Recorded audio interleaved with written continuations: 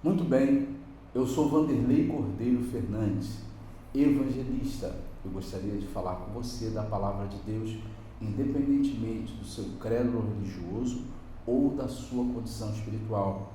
Quero dividir com você o que diz na Palavra de Deus. Diz assim no livro de Provérbios, capítulo 21, versículo 16. O homem que anda desviado do caminho do entendimento, na congregação dos mortos repousará. O homem que anda desviado do caminho do entendimento. Então ele fala do homem, da humanidade, né? Ele fala de uma condição de estar desviado, ele fala do caminho e depois ele ainda fala de um destino final. Muito rico esse versículo. O homem que anda desviado. A verdade é que a maioria das pessoas acham que estão desviadas, só que elas estão afastadas. Talvez seja até o seu próprio caso.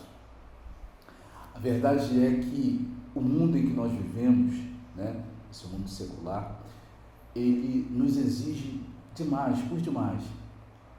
Faculdade, escola, você investir em você mesmo, na sua carreira, trabalho, e todas essas coisas vão nos afastando de Deus. Lá no livro de Eclesiastes 5,3 diz que os sonhos só vêm pela multidão de ocupações. Eclesiastes 5,3. Das muitas ocupações vêm os sonhos.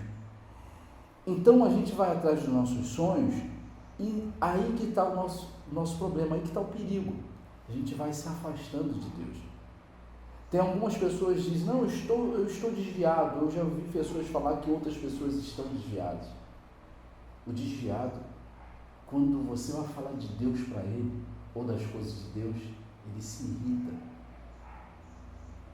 Então, quando uma pessoa dá atenção às coisas concernentes das coisas de Deus, ela não está desviada, ela está afastada.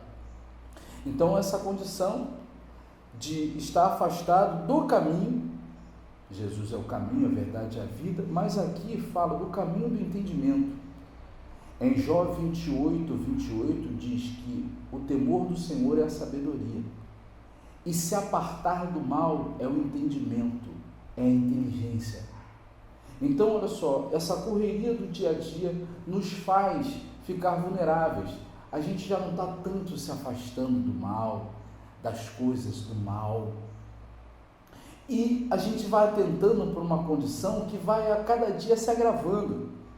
E o seu itinerário final é a congregação dos mortos.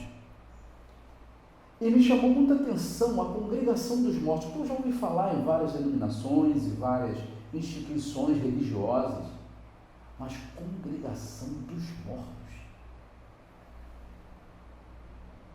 As pessoas, elas estão tão encaminhando, né, de maneira errada, assim caminha a humanidade, né, um jargão já conhecido, que elas vão parar na congregação dos mortos. O que é a congregação dos mortos? A verdade é que nós temos uma responsabilidade individual, espiritual, de fazer uma manutenção no nosso espírito, para que a gente esteja sempre bem, em sintonia, em comunhão com Deus. Mas a gente vai perdendo isso a cada dia que passa, gradativamente. A congregação dos mortos é a condição que as pessoas vão ficando de se afastarem. Você se lembra daquela passagem, lá em Lucas 22:54, que diz que Pedro, ele seguia Jesus de longe, né? Ele ficou afastado do Senhor e quando ele foi ver, ele já estava lá no meio, né, dos pecadores. Ele estava lá acendendo uma fogueira no meio dos escarnecedores. É mais ou menos assim. O esfriamento espiritual vai chegando, aquela paralisia espiritual. É tipo o corpo, né? Você não movimenta o seu corpo, o cérebro não libera, né, o líquido encéfalo-racadiano, as suas vértebras vão ficando duras, né? Os seus bonzos vão endurecendo. Assim também é espiritualmente. Aí daqui a pouco você não tem mais ânimo para buscar a Deus, para ir à igreja, para orar, para se consagrar. E aí você fica nessa condição espiritual. A congregação dos mortos é a denominação que mais cresce. Aí você vê pessoas se dizendo assim, não, eu estou na igreja. Não, é que eu estou assistindo pelo rádio, eu estou assistindo pela televisão. Poxa, glória a Deus por esses veículos. Quantas pessoas sendo usadas, sendo edificadas, vidas sendo transformadas através das imagens, através, né, dos áudios, dos vídeos, através das ondas sonoras que alcançam pessoas, né, no mundo inteiro. Beleza, glória a Deus por isso. Mas você é a igreja não é o templo, você é o templo, você é a morada de Deus. Deus está dentro de você. Nós temos que o alimentar para que ele não se enfraqueça dentro de nós. Eu estou falando nessa condição. Entenda? Você e eu, nós precisamos fazer essa manutenção. Por isso que tem muita gente que ela chega ao ponto, ao cúmulo de tentar se justificar acima. Não, eu fui uma denominação, mas chegou lá, os louvores não me tocaram, a palavra não me tocou, sabe? Sabe por que isso? É porque a festa não está dentro de você. A festa tem que estar dentro de você. A festa tem que estar dentro de você. Essa que é a verdade. Por quê? Tudo bem você chegar lá, é obrigação mesmo de quem é pregador do Evangelho, né? Está o suficientemente consagrado para te alimentar. Poxa, ele já leva uma vida privilegiada, que é para isso, que ele tem mais tempo do que muitos de nós, né? Para se consagrar, se dedicar à leitura bíblica, aquela coisa toda. Mas ele não tem que ser responsável pela sua vida espiritual diretamente. O responsável pela sua vida espiritual é você. Você é o responsável pela sua vida espiritual. Você que tem que se consagrar, você que tem que orar, buscar. Porque quando você chegar num auditório, num templo, apenas vai testificar o que está dentro de você, porque a fé está dentro de você. Agora, se você não busca Deus, não se consagra, você vai chegar no lugar esperando receber algo. Foi como Jesus, quando passou naquela, me perdoe, Jesus não, Pedro, Tiago e João, né, os discípulos, quando entraram naquela igreja chamada Formosa, que tinha um mendigo na porta, que tinha um homem pedinte, né, ele rogou a eles esperando receber alguma coisa. Mas eles disseram, olha, ouro e prata eu não tenho, mas o que eu tenho eu te dou. Eles tinham o poder de Deus, mas o homem estava querendo receber alguma coisa do homem. E ali é a testificação, a constatação concreta que a gente não tem que ficar esperando nada de liderança. Não temos que ficar esperando nada dos homens. Você é responsável pela sua vida espiritual diretamente. A festa tem que estar dentro de você. Se você é consagrado, se você é uma pessoa que tem comunhão com Deus o suficiente, vamos que você chegue lá e o seu líder espiritual esteja a tarde inteira assistindo futebol, sem se consagrar. Você vai chegar lá, você vai sentir a presença de Deus, porque você foi celebrar a Deus, você foi buscar a Deus independentemente de quem está ali à frente. Essa que é a verdade.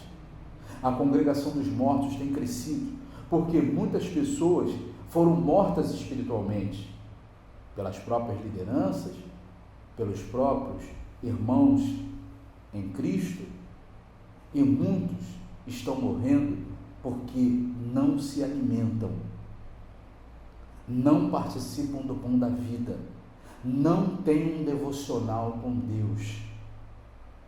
E muitos foram escandalizados por pessoas, mas muitos, eles mesmos se escandalizaram, conheceram bastidores e não tinham estrutura suficiente. Eu até dou o exemplo que quando eu era mais novo, eu tinha sempre uma padaria que eu comprava pão, minha mãe pedia para eu ir lá, ela abria às 5 horas da manhã, eu sempre chegava entre 5h20 e 5h30, né, para comprar o pão. Um dia tinha muita gente ali na padaria e a própria dona da padaria estava ali no caixa e faltou funcionário para atender as pessoas, e ela, quando me viu, sabendo que eu estava sempre lá, ela falou: menina, me ajuda, por favor, vai lá dentro e chama o José, vamos dar o nome de José, né, para não expor ninguém. Então, tudo bem, fui lá.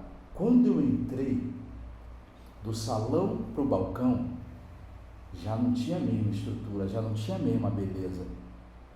Ali atrás do balcão, né, tinha pallets e tinha uma certa aguaceira assim, né, e o pallet ficava tal, para as pessoas ficarem com altura para atender. Quando eu passei daquela porta para dentro, eu vi um rato passando, eu vi teia de aranha, barata.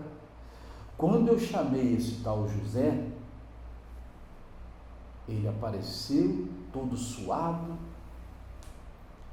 Quando me perguntou o que eu queria, eu expliquei a ele a situação, ele suou o nariz, meteu a mão na massa, aquilo me escandalizou.